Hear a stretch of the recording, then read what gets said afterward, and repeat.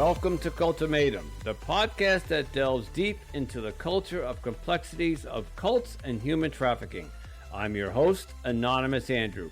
Each week, we explore different facets of cult life and human trafficking, from the psychological manipulation to the brave stories of those who have escaped. Hello, everyone. I'm Melody. I'm Andrew's co-host. Having experienced the depth of a cult firsthand, specifically the House of Yahweh, I'm here as an advocate for fellow survivors. My journey has inspired me to help others who find themselves in similar situations. This podcast is committed to respecting our guests' privacy. To ensure their comfort and safety, we offer them the option to remain anonymous. Additionally, we would like to include a disclaimer. The views and opinions expressed by our hosts and guests are their own and do not necessarily reflect the official policy or position of Cultimatum or its affiliates. Cultimatum is not responsible and does not verify for accuracy any of the information shared by our hosts and guests. The content discussed on this podcast is based on personal experiences, opinions, and speculation, and should not be construed as professional services or advice. Neither the host nor the guest are assuming liability for any misuse or reliance on the information presented. This podcast is for informational purposes only, and listeners are encouraged to conduct their own research and seek professional advice where appropriate. Before we dive into today's episode, we want to issue a trigger warning. Some episodes may explore explicit and potentially disturbing topics such as sexual abuse, rape, human trafficking, suicide, and other sensitive subjects. Listener discretion is advised. Welcome to the Cultimatum podcast, the culture of cults. And my name is Anonymous Andrew, and with me tonight is my co-host Melody. Hi, Melody. Hi, Andrew. We've got another Seventh-day Adventist guest with us today. Her name is Melissa Dugie Spiers. I believe I said that correct. She is an author, and she's got quite Spire. Okay, I did say it wrong. Sorry about that. Spire. She is an author, and she actually has quite a presence on TikTok as well. And she is here to share her story with us. Welcome to the show, Melissa. Oh, thank you so much for having me. Yeah, welcome. Where would you like to start? Well, I will just start at the very beginning of Perfect. Why I'm here and what my story is. And you guys, please jump in and interrupt with questions. I love questions. Nothing's off topic, I don't think. So I am a fourth generation on both sides of my family, Seventh-day Adventist. And of course, like all good cults, they say that they're not a cult. They think they're very mainstream Christian, the only Christians, of course. You've never heard that before, right? No. And they are very fundamentalist. Obviously, the Seventh Day thing comes from the fact that they worship on Saturdays.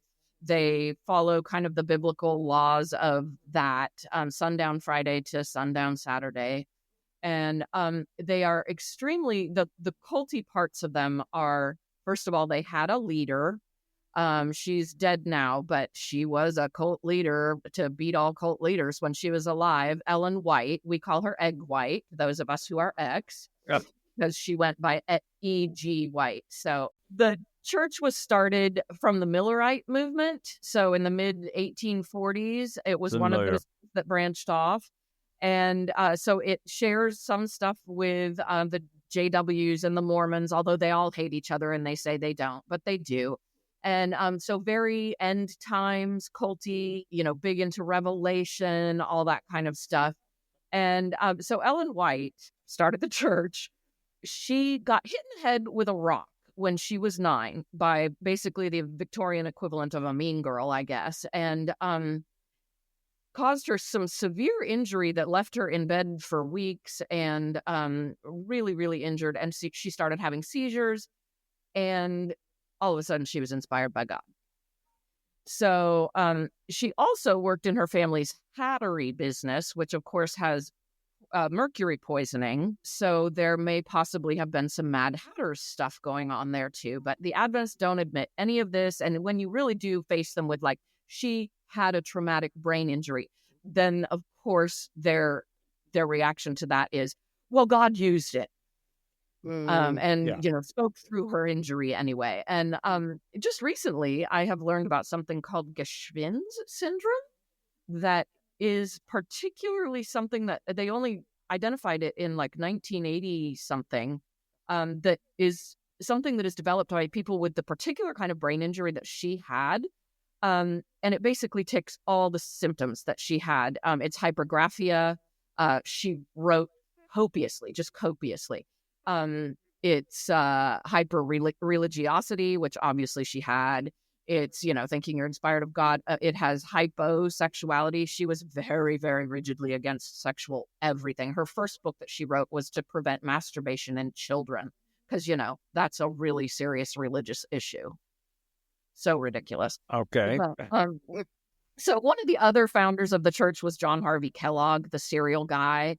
And he had his own weird cult-like stuff. And it was, again, all related around sexuality and everything. So one of the things that I'm always pointing out that Adventists really hate, that I point out, is that the church was really founded on this great, huge fear of sex and controlling it. So first it was masturbation back in the, 18, which wasn't just them. That was kind of a fixation back in Victorian times, just anti-sex, everything, and masturbation.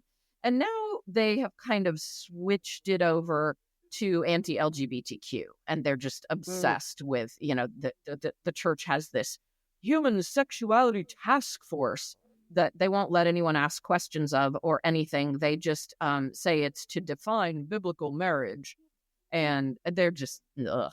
So anyway, that's kind of the background of the church. It's an enormous church that no one realizes how, because its presence in the United States is fairly small and shrinking. Ha ha ha ha. But it has about 22 million members worldwide. They're very aggressive missionaries, and they go out and colonize and exploit anyone that they can. They use medicine a lot. They have a very renowned, as somebody I said, not renowned, infamous medical school called Loma Linda. And so they churn out doctors and nurses at a huge rate. And the Adventist Church is very proud of this. And so they use teaching English and medicine, building clinics and stuff all over the world to, of course, suck people into the cult. And, and it works when you're in a really underserved community. You need medical care. So then, What was your really, particular, your personal experience and your childhood like growing up being part of the Seventh-day Adventist? We were in a very conservative end of it. My father he had been a youth pastor, and he'd gone to the seminary and all of that. Then he went to their medical school. And so for most of my life, he was a doctor, but he preached also. And so we had to be, the good preacher's kids, even though he wasn't technically leading a church. It was they control everything about, just like any cult, right? Everything about people's lives. We couldn't we didn't even have a television in our house. Couldn't listen to music, any secular music. They're vegetarian. They don't believe in caffeine or alcohol. You can't have pepper or spices because that's left over from the Victorian obsession with sex. Like anything spicy inflames the senses. And aphrodisiac, yeah. Yeah. And Wow. so that was the way we were raised, just like absolutely closeted. We lived in a community that was all Adventists. I mean, even the postal delivery guy was an Adventist, and you were just expected to kind of stay in this circle. They have their own colleges. They have their own, everything. So I went to all the religious schools, the Adventist schools, and had no contact with anyone who wasn't Adventist. And then I just decided when I was 17 that I was shit full of it. And so I had a big fight with my parents and ended up going to Columbia University in New York City and got to go to a real school, and have been very vehemently ex-Adventist ever since. And about how long ago was that? That was 35 years ago. Great. No, Okay. 38 years ago. So you're out 35 years. but yet you're still an outspoken advocate or not advocate for ex-cult survivors, Yeah. but you're still very much involved in spreading the word against this cult. And Well, yeah, it was an interesting trajectory. So when I got out, I tried to pretend that I would not talk about it. I didn't tell anybody that I knew in college of my background. I just tried to live life like 100% going the opposite direction. No connection to religion. No, nothing to see here. Tried to catch up madly. Tried to learn what Charlie's Angels was about and all the things that I had missed with being closeted in this weird cult. And so for about 20 years, I lived with I was still talking to my parents, but I didn't even go to church with them if I went to visit them for Christmas. So I just had no contact, no thought about the Adventist Church whatsoever. I was just like, gone, done. They had enough of my life. Fuck them. I'm not going to ever talk to them or about them again. And then about 15 years ago, I found out very traumatically that somebody in my family that I dearly, dearly loved, who had worked within the Adventist church system, had been a serial child predator. And the church had moved him around and covered up for him and done it again and again. And that just it just broke me. It just broke me wide open. And I thought, I need to deal with this horrible system. That was my question to you. When did you seem to circle back to come back and talk about this? Yeah. Okay. Yep. And I happened to be having children at that time too. So you were kind of already thinking about life and, just all the bigger questions. And so I started then to deconstruct, which I wish I had done obviously when I left, but I started to figure out all these very destructive patterns that I'd been living out in my life that I could trace straight back to the church and the indoctrination and the, submissive obedience that they demanded of us and all that stuff. And, so then I ended up joining the deconstruction community online and discovering all these other people going through it with their religions. And I realized there were no Adventists talking about being open and out there. I would sort of find Adventists around the edges, and most of them were incognito because they still hadn't quite left or they had a job still with the church. And I realized, oh my gosh, I don't care. I'm going to put myself out there and I'm just going to start speaking. So I started speaking, and then people started telling me their stories. My DMs were just filling up with people telling their stories about serial child predators that had, harmed them. And so I kind of became a lightning rod. There are other out Adventists, but not many. And so now I kind of almost feel like it's a, it's what I need.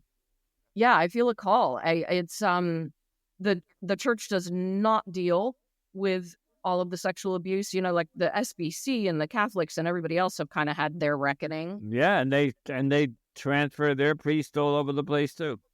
Yep, exactly. It seems to be the more I dig into it, that is just the classic. Like the Adventist Church has all the churches get insurance to protect them from sex abuse cases, which is just sick that they all just pay for insurance because they know it's going to happen. And so Adventists have this thing called Adventist risk management. And I've read their documents that they give to the churches about, what happens if you have a predator in your community? And it's just so they're still not dealing with it. They're just trying to cover their asses, and it basically sort of just says, "Oh, forgiveness," Well, forgiveness doesn't work, and particularly with churches like the Adventist Church, which up until extremely recently did not believe in psychology. That was all devil stuff, and so nobody was going to get treatment for anything. So yeah. And how can you ask a 5-year-old or 8-year-old or 10-year-old child to forgive when they were traumatized? Right. Yeah. It's ridiculous. And the stories that I hear, oh my God, from people who that is exactly it. They put this poor traumatized child in a room with the predator and, we need to talk it out and work out forgiveness. And then often there are NDAs Wow. involved so that no one will talk about it. I mean, it's a travesty. It's a travesty. That's crazy, because that would be you know, difficult even for somebody who was coming to terms with that as an adult to face their yeah, abuser or their predator, let alone yep, putting a child in that position who doesn't even really fully understand or can't process what has even happened to them yet. That's insane. exactly. Yeah, yep. Melissa, this is somewhat related to something that happened recently, but I think I'd like to get your take on it. When you came back around, so after you found out about the pedophilia and you wanted to start calling them out or investigating, or Yeah. did you get any blowback from them? Any of the cult leaders? Did you get any lawyer letters? Did you Cease and get any desist, cease yeah. and desist letters? You know, I have not, and I am well, okay, I have gotten some very subversive, like I did have an Instagram account that I originally started speaking out on, and it got mysteriously completely, it just disappeared one day. Hacked. Disappeared. Yeah. And I couldn't get Instagram to talk to me about it. I couldn't ever get it back. I couldn't, somebody complained and it disappeared. And stuff like that. Oh, but nothing overt. But no life-threatening, No. intimidation. We're going to sue you. And there's a reason, and Melody knows why. There's a reason Yes. I'm asking this, because there's another cult that recently went after somebody who spoke out against them, and they're threatening legal action. And she was a guest on our show, and we had to take the episode down. So I think for the next couple of weeks, I'm trying to get some sort of a sense of, do cults typically go after their ex-members or anybody that speaks out against them? Yeah. I have never said any actual names of people or super identifying, details. I would imagine they would come after me real hard and fast if I did. I Right. talk a So- lot about cases that have already been prosecuted or are in the news so that they can't say anything. So you just basically regurgitated facts that were already known, publicly known. right. Okay. And when I you talk speak about it in a broad sense. You're not specifically naming people unless they've already been Yes. named legally in And- lawsuits or... I do talk about cases that I know of personally and that people have told me, but I hold back the personal details then a lot of the time to protect the survivors and victims, but also just because, they're extremely litigious and they're extremely rich and they're very powerful. So I am not gonna deliberately court their You're legal... not going to poke the bear. Yeah. Okay. I understand that you have a memoir in a draft, or your publisher is putting it together. You want to talk about your memoir? Sure. It is under the working title right now of The Glory Hole, WHOLE, and it is all written, and it is with my agent right now, and she is working the proposal into... It's kind of an exciting time right now, actually. She is gonna start hitting publishers in September next month with the proposal, etc. And we did have a bite from a publisher last year that ended up having some Adventist connections, and he sat on it for 7 months and then nothing and rejected it. So there's another little...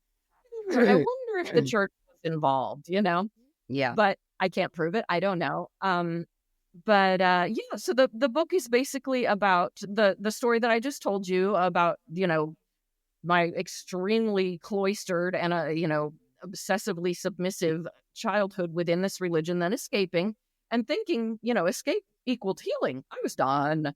And then realizing 20 plus years later that I was not done. I had never processed any of it or healed from any of it.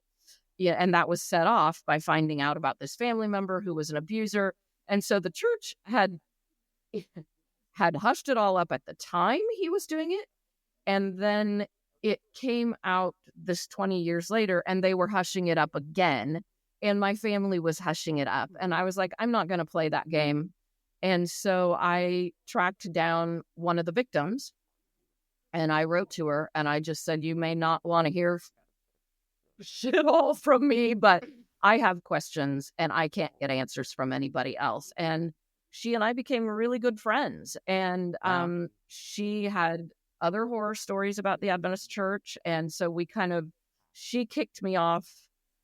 I really did not want to look at the church. I didn't want to know anything about the church. It was so traumatic. But she was like, you've got to deal. You've got to look at them as an organization. And that was really what helped me kind of heal and get through it, get over that.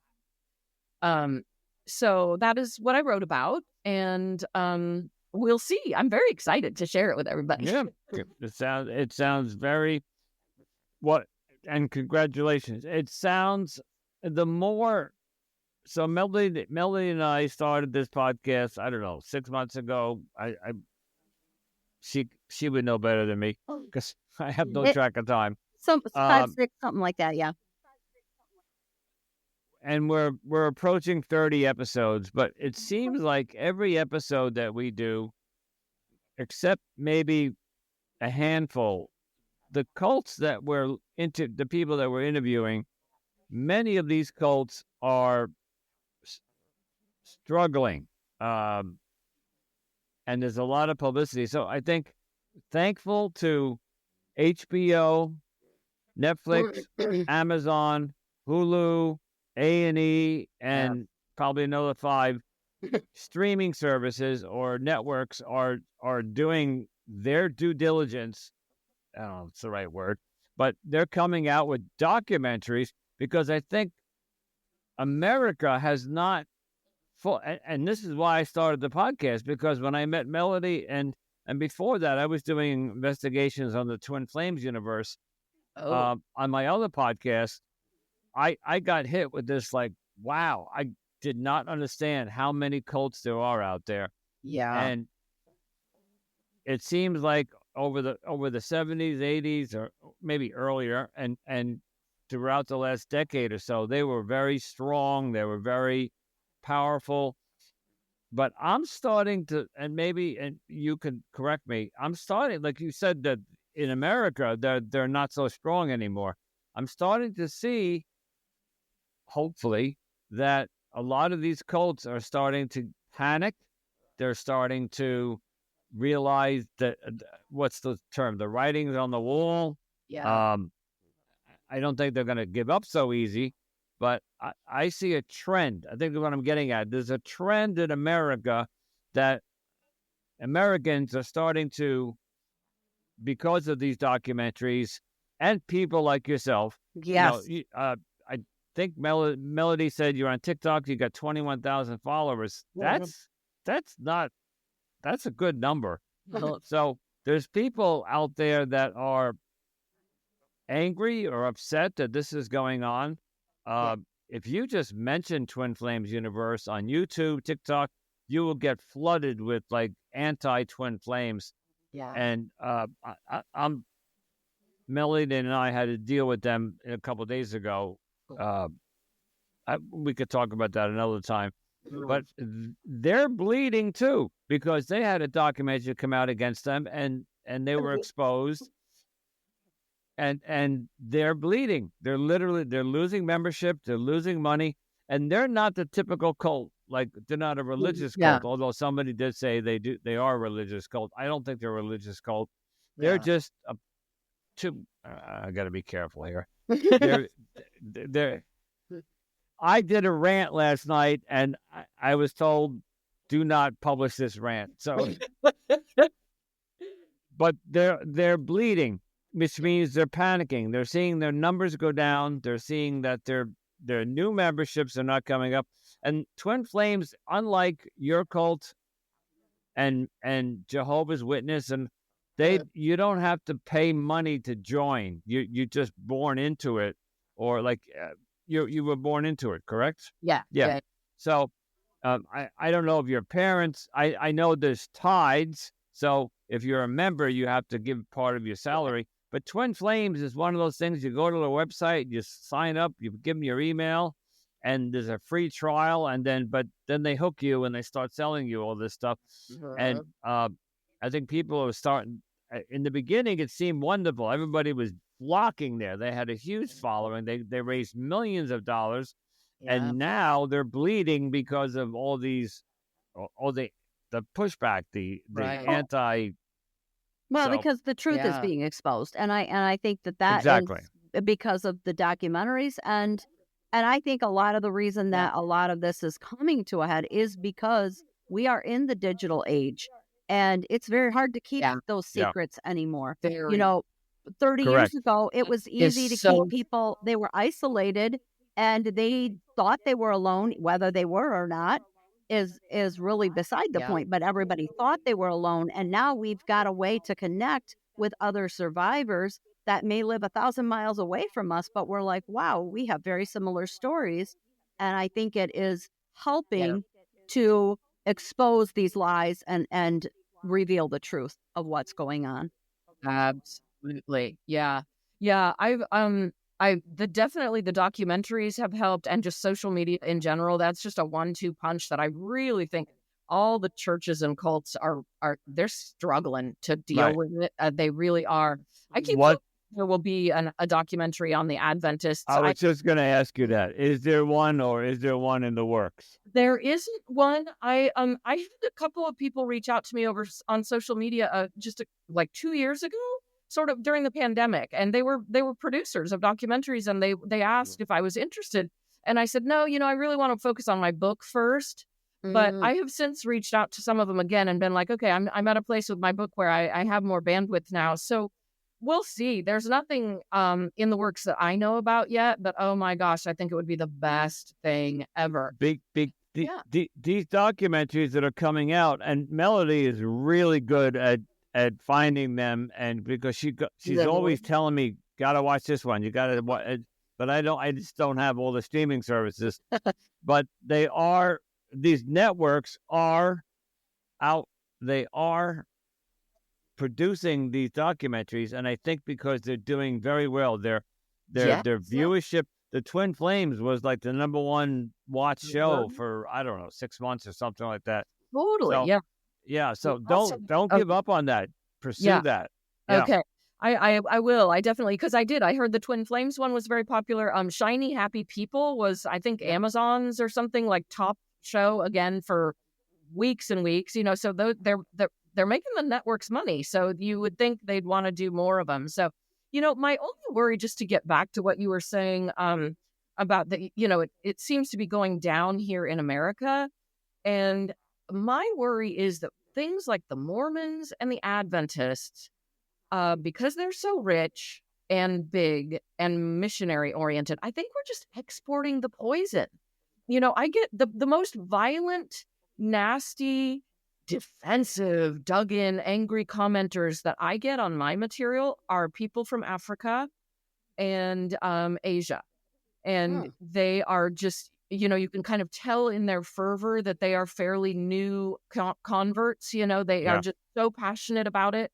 And, again, when the Adventists sweep into town and they bring all this awesome stuff that your community has needed, of course you're going to, absolutely blame those people. But it worries me because, the Adventist church is growing abroad. It's shrinking here, but it's growing abroad. But think about it. If they go to Africa or Asia or any other third world country and they try to expand there, the money that they're counting on, like, so in America, a tithe is worth a lot more money here than it is there. So go to Africa, go to a village or a tribe or a community and open up one of these the Advent churches, but you're not going to get anywhere near the money you get in America. So they may be expanding. You have your finger up. I'm pointing at you because you made a really good point. That's exactly. So the money is coming from the United States, really, that's funding all of that over there. And as the United States shrinks here, it's going to cut down on their ability to do that over there. That's my point. That's my point. That's a great point. Ooh, I'm going to sleep well tonight thinking about that. So you got somebody in America, and Millie and I talked about this, but I'm going to say it anyway. There is another organization we know called Scientology, and they are funded by celebrities and very well-known, very well off individuals. Yeah. But so that's an example of how I don't think that's going anywhere anytime soon. Yeah. But something like your cult, if the money dries up in America, it's going to dry up overseas. Yep. Right. Yep.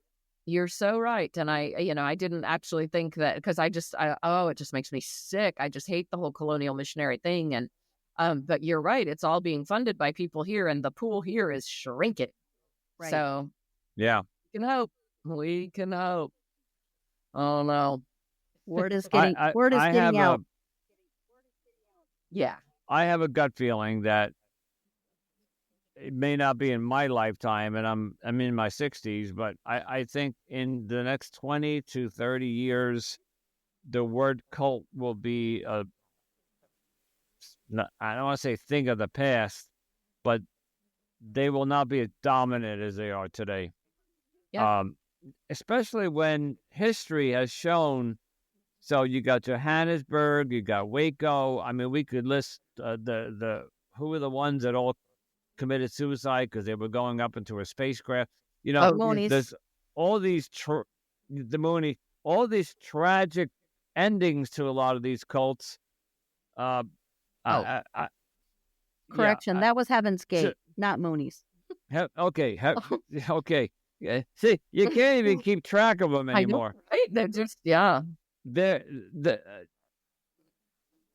let's look at the fact that why do people join these religions? Because this is I love saying this. Nobody wakes up in the morning and says, "Hey, I think I'll join a cult today." They wake up joining some sort of religious or any organization. We've interviewed people that have been in cults, but they're not religious. They're spiritual in nature. They're new agey, right? But they think they're getting into something. People want a sense of belonging, and they want a sense of, this guy's very charming. The leader is charming, and blah blah blah blah blah. Mm-hmm. And right in the middle of that sentence, a thought just went out my head.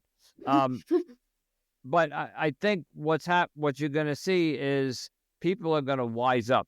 I'm going to shift a little bit here. What is another very big growing problem in the world today when it comes to the digital age is the romance scams. So you're on a dating app, you're on Facebook or wherever, and you get contacted by somebody and they want money, right? They do the love bombing. Yeah. That has peaked. That has become the number one fastest growing crime. I don't know if it's in the world or in America. Yeah. But I just read a magazine article just a couple of days ago that with all the education that, for example, the article was in AARP magazine, and I just listened to an episode to another podcast that's one of my favorite, and they're educating people. So people are becoming educated how not to fall for these romance scammers. I think what's happening there is happening in the cult world. People are being told, if you're going to join a religious organization, and parentheses cult, but again, nobody joins cults, they join organizations, they should do their due diligence, do their research, find out, go online and Google the Seventh-day Adventist, go online and Google them. If there's lawsuits, if there's pedophilia accusations, if there's child labor law being broken, if there's mysterious disappearances of people, anything. Yes. I wouldn't join that organization. Yeah. So people should just do their due diligence and do some research before you join an organization. Yeah. Yeah. And like we were saying, there's so much available now, I mean, they can't hide things anymore. So Nope. it's almost kind of on the people who join for not doing that research. And, yeah, well, I mean, I'm going to keep speaking out. And I mean, I'm hoping that it's a dying thing. And I hate to keep bringing it up, but it's so new, but it's relevant. So the twin flames, they came along at a very good time, but they made many, many, many mistakes along the way. And now, so they've been in existence maybe 5 years, Yeah. and Okay. they kind of went like this, and then they went up, they peaked, and they did very well, and that's when they caught the attention of Netflix and Amazon, and now they're on their way down, and uh, I see them within 2 or 3 years folding up. Yeah. I really do. Yeah. I think people are not. They sell their services as, we're going to find your twin flame for you, and just give us $1,000. You could take these courses, and we'll teach you how to. And then, of course, if you know the story, if they don't find your twin flame, they assign one to you, and then but it could be so that you go in, you pay $2,000, and a year later you don't have a twin flame. So they'll come along and say, well, Melody's your twin flame, but Melody is the wrong gender. So Melody has to have top surgery. And this is what they're doing. Yeah. Gosh. Yeah. So, and this has come out in the media, and they're talking about it. And this is negative publicity, because Big time. but unfortunately, many of these people in the cults went and had top surgery, and there were people who were suicidal. Anyway, I don't want to get off your cult, I bet. but this is the kind of stuff that we were talking about. The digital age is informing the population. Right, but it also is bringing up new potential cults that have the ability to use the internet, because basically, really, Twin Flames is an online cult. But I think, just like you're being very present in social media against the group that you know the most about, which is your ex cult, Seventh-day Adventist, I know there are a lot of people out there speaking out against twin flames too. So I do think that there is, and to some of what Andrew was saying, especially since Andrew and I talked to so many people, and we've got it. It really is disheartening how many of these cults, with the exception of very few, that children are the ultimate victims. In these organizations, and it's really disheartening that is who's paying the price for a lot of this is children. Yeah, and we interviewed and women. Yes. A lot of these women are not allowed to associate with the men. They have to they have to cook and do all the housework, and they have to dress a certain way. They have to wear dresses almost like the Muslims. They have to wear burqas. And it's 2024. What I never understood about, and I'll say this for the Muslims, and I'm not saying anything against them, but this country was founded on, people came from Britain here because they were being taxed and they couldn't practice the religion. So this country was founded on freedom of religion, freedom of speech, and taxation without representation. And once again, a thought just went out of my head. Why would somebody go from Saudi Arabia or pick any country that's Muslim, come here, but bring their negative practices? I was taking a walk during lunch today, which I do every day. I work in a semi-nice neighborhood, and I went past the family, and the woman, there was a father, the mother, and the child. And the mother, you couldn't see. She was wearing sunglasses, and she was covered from here to here and straight down in black. And I'm like, why? You're in America now. You you have a choice. And I get it. They might have been there for 30 years because this couple looked like they might have been in their 30s. And that's how they were brought up. So they're going to carry their culture over. But I just don't understand why the child won't. Most likely the child won't, because the child's growing up Child here. was not in a burqa, but the child, who was maybe 7, was wearing a headscarf, and she was completely covered except for her face. So they're raising the child in the same fashion. Right, Yeah, but she's also being I was talking exposed to the American culture. Right. And it's just a matter of time before she wants a cell phone. It's a matter of time before when she goes, although they won't send her to public school, they'll send her to a Muslim school. But even there, they're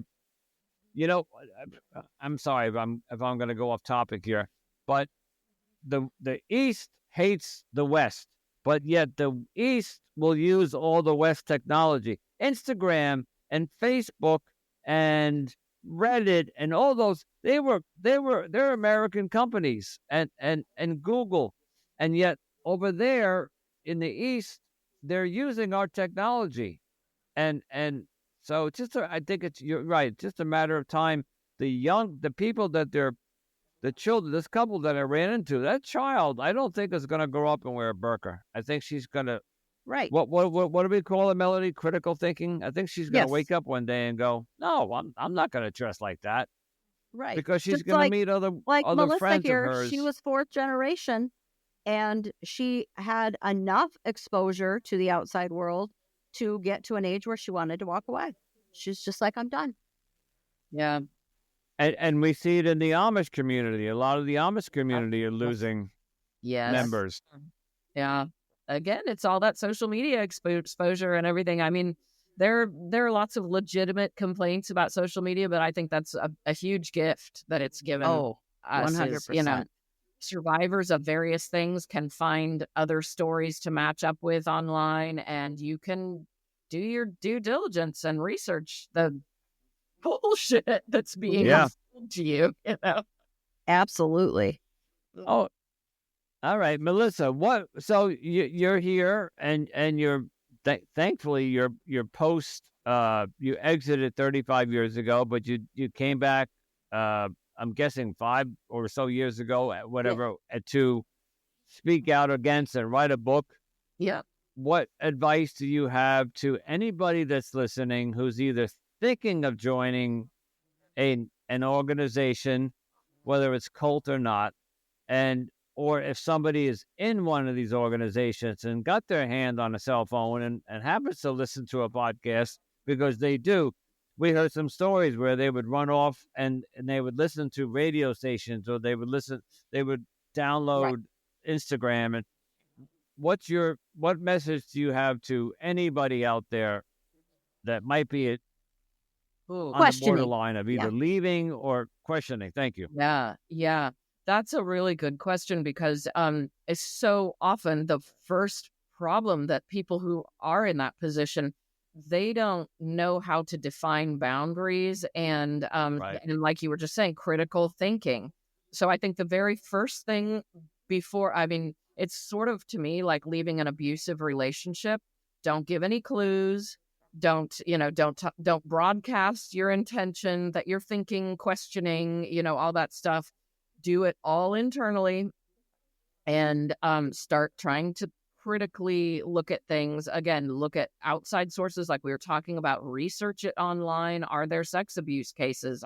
And like you were saying, it doesn't have to be a religion. It could be a company that you're going to join. But are there lawsuits? Are there, and then to really, and this is very hard with religions, but to really look at the pressure that is behind what people are saying. And it's often very subtle, but what do they need from you? Like, what are you giving them that makes you desirable to their group?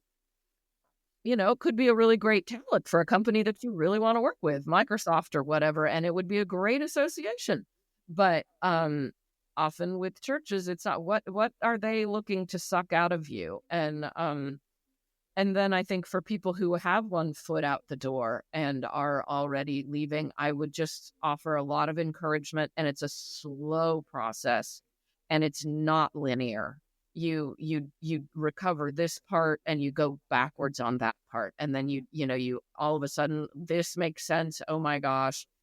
And you kind of sit with that for a while. And then all of a sudden that part's not important anymore. I think it's a lifelong process getting out of that kind of group, any kind of group think, where you've been told what to do, what to think. And having come from a cult myself, I 100% agree with that. It really is. And you continue learning and figuring it out as you go. The older you get, the more you learn. Because I've been out of my cult for 30 years. And what's to stop you? So I got 2 ex-cult members in front of me. I could ask you this, and maybe you could help me. So Melody left the house of Yahweh. But let's say, Melody, you wanted to continue to hold on to the faith of what they were teaching, but you didn't want anything to do with the members anymore. What's to prevent you from leaving but still practicing your faith? You don't need a building with a steeple. You don't need a kingdom hall like Jehovah's Witnesses to worship in. You can worship in your own home, or you can go out to a mountaintop and talk to God on the mountain. You could do so many things and keep your faith, but just not be part of the larger problem, which is the pedophiles, the elders who are moving priests and apostles and the leaders around. And sometimes, and Andrew, you know this. I held on to a lot of my beliefs for years. I didn't. It took me 17 years to put a Christmas tree in my house. Perfect example. I deconstruct. You have to deconstruct at your own pace. You can't, and you can't force those things on somebody. They have to figure that process out. And Melissa, you can probably attest to some of that too. I mean, I don't know how much of your beliefs you've held on to, but it takes time. Not much, but so what do you practice today? I'm an atheist. Okay. Wow. How many times have we heard that? So people who have left cults just disconnected their belief. They're either agnostic or atheists. And I find that amazing. That's just amazing. Once I started looking at everything, I mean, in college, I went through a little bit of a Buddhist phase, and I think we all do. Yeah, right. Exactly. It's like picking up. I did. Yeah. But I think to your point, that would be another good question to ask if you're questioning and trying to leave things: is who's telling you in that group that you can't leave and just go on a mountaintop and do this by yourself? If they're telling you you need them, you need to stay with them, they're a cult, and it's not you need to run.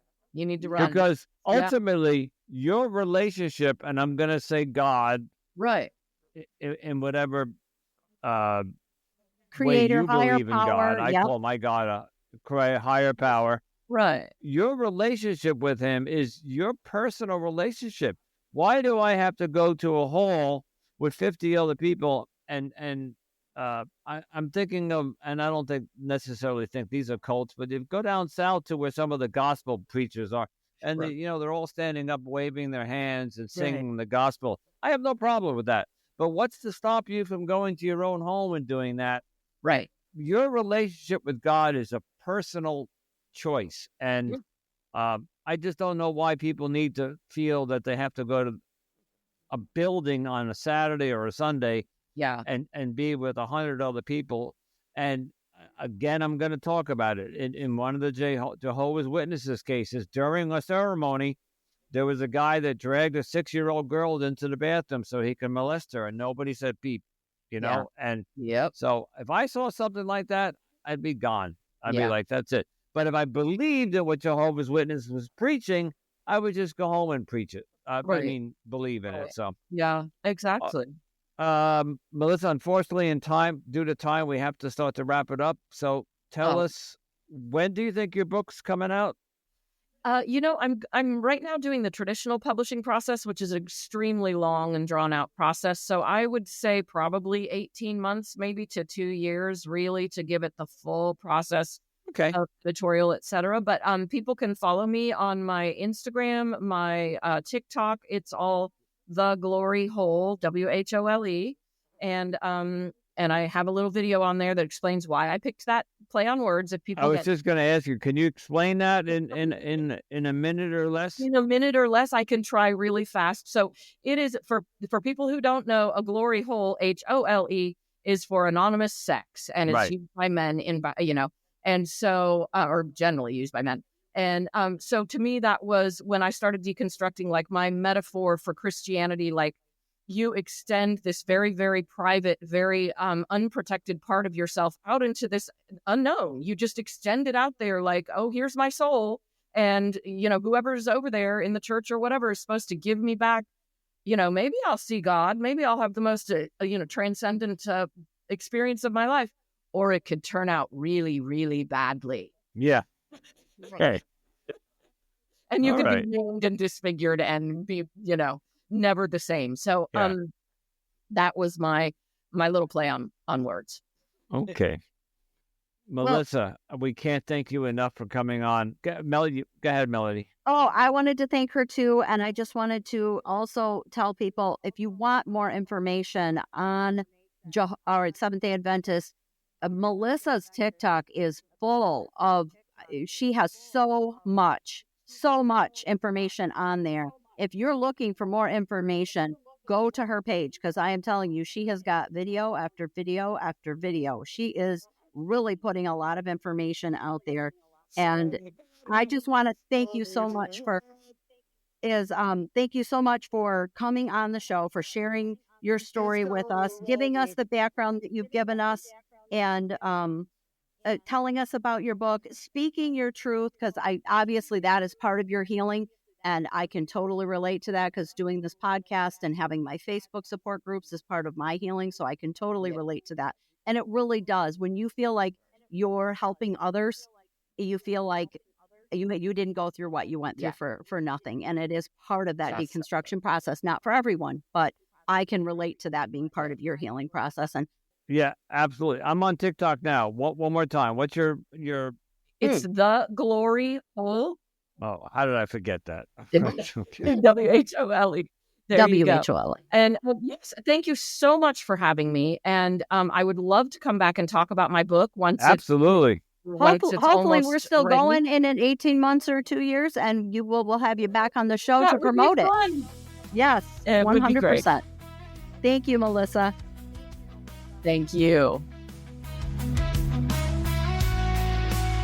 Once again, we want to thank Melissa so much for coming on the show, for sharing her story, her experience, her knowledge, going into the history. And I wanted to mention too about her telling her part of the story, that finding out that there was somebody that she knew from her cult that ended up being a sexual predator, and how that was a trigger, and it set off her deconstruction and her healing process, and how I could absolutely 100% relate to that, because that was a lot of what caused me to create the Cult Escape and Recovery group. On top of the other was the loss of an ex-member to an overdose. That was very upsetting to me, and I just felt like I wasn't doing enough, and it motivated me. So I could really relate to her doing that. And I'm pretty sure that you can too, Andrew, because you were triggered by twin flames, and that's what inspired you to dive into the cult realm,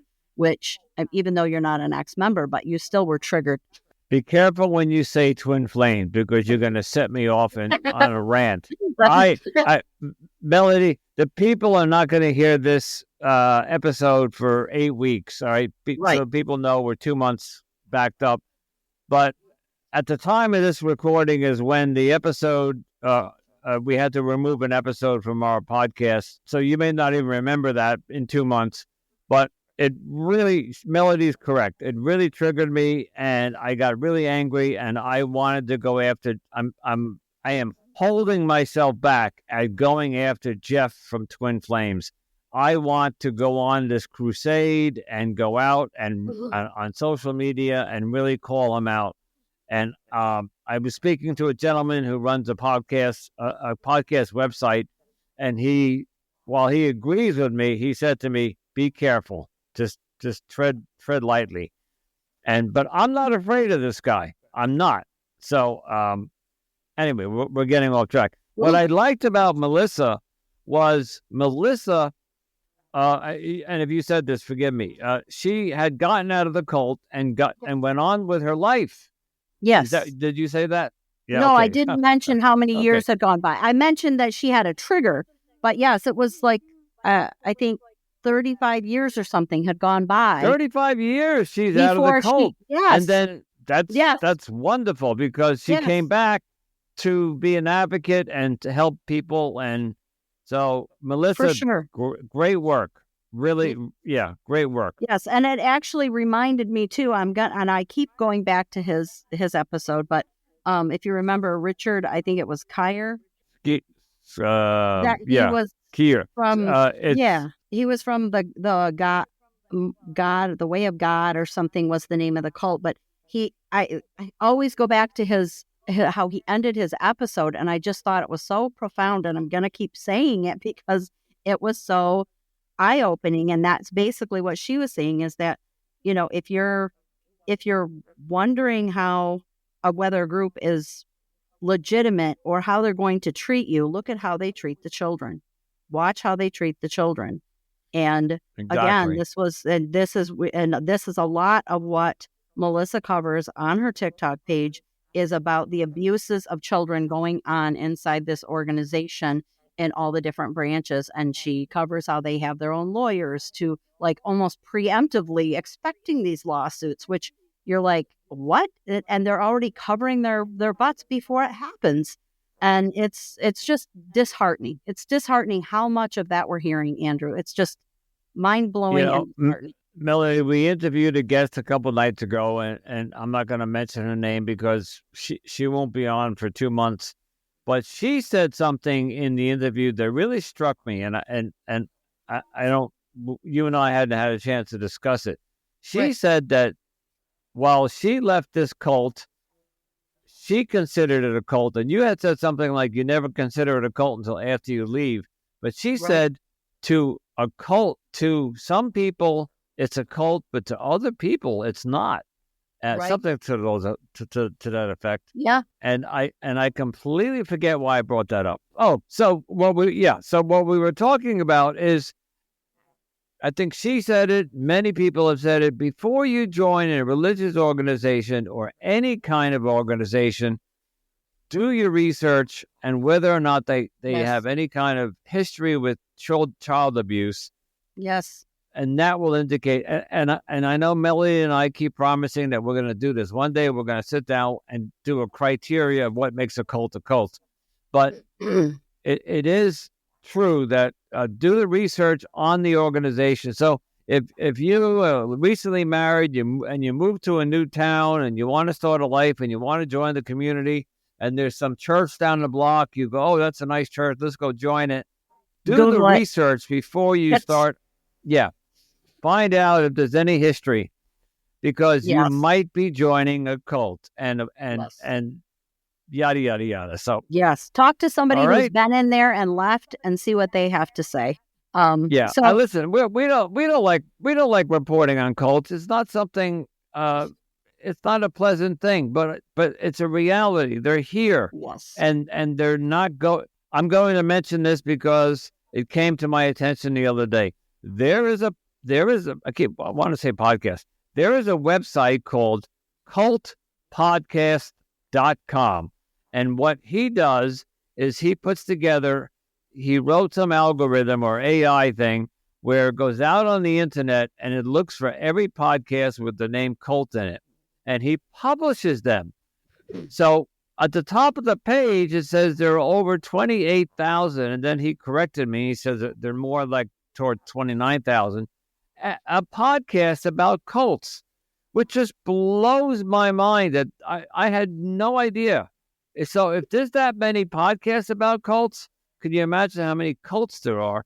Right. And I know we're going. I know I said we're going to keep this short. I received news.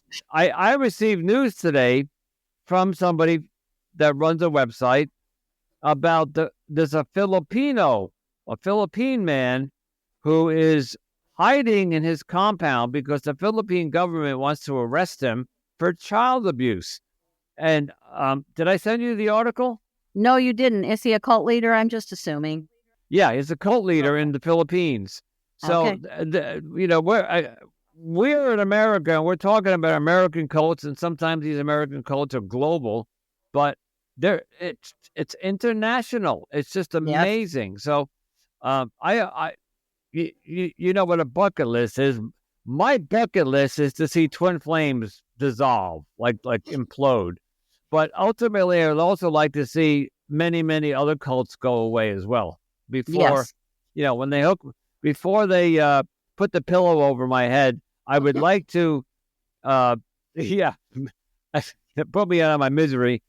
Just tell me that, the population of cults has gone down 50% or whatever. Okay, I'm done. Okay. I think it's heading in that direction, Andrew. I really do. And I'm just going to say too that obviously we have as a society, we have a lot of interest in cults based on all these podcasts that are out there, all these documentaries they're doing. I think that's a good thing. I think that's helping to bring more awareness. And I just want to thank people for their interest in not only listening to our podcast, but watching these documentaries. They are helping to shine a light on these things just by being active, just by being interested in what's going on. It is boosting the popularity of the topic, and therefore people are gaining knowledge. The awareness is getting more out there more and more, which as an ex-cult member, I love that. And that's going to bring me back to Twin Flames. Twin Flames, Netflix and Amazon were one of the first to do although there were documentaries before them, but they were one of the first to really focus on Twin Flames. And look what Twin Flames started to bleed. And so I'm going to stop there because I'll go off for another 5 minutes. Well, once again, we're going to thank Melissa for coming on the show. And we want to thank all of you, as always, for tuning into Cultimatum. We always appreciate your support. If you could just take a moment to rate and review our podcast on platforms such as Apple and Spotify. And also don't forget to follow, share, and keep listening to all of our latest episodes. You can also show your support by joining our Facebook group under the name Cultimatum Podcast. And I'm going to add once again that we only have 3 reviews. And folks, we see the numbers. We know how many people are listening to our podcast. And it's a good number. We're very happy with the number of people listening. But we need you to stop. If you're on Apple or Spotify, take 2 minutes and go down and rate our show. It helps our show go up in the rankings of Apple and Spotify. And you don't have to be super wordy. Just say great show. If you don't want to be super wordy, you can just do 2 words. We're good with that. The key thing is 5 stars. Just give us 5 stars, and if you think we're doing a great job, and I think we are. And you can also find us. I agree, Andrew. And you can also find us on additional social media platforms, including Instagram, Pinterest, TikTok, and YouTube. If you have a cult or human trafficking experience you'd like to share with us, please feel free to connect. Oh boy, I got some Monday. If you have a cult or human trafficking experience you'd like to share with us, please feel free to contact us at cultimatumpodcast@gmail.com. And for ex-cult members looking for any additional support, you can consider joining the Cult Escape and Recovery Group on Facebook. And if you're interested in hearing more from me, you can find me on my other podcast, Anonymous Andrew, Life and the Choices We Make. And by the time you hear this, I'll be well into season 3. And as always, stay safe, stay informed, and remember, you're not alone.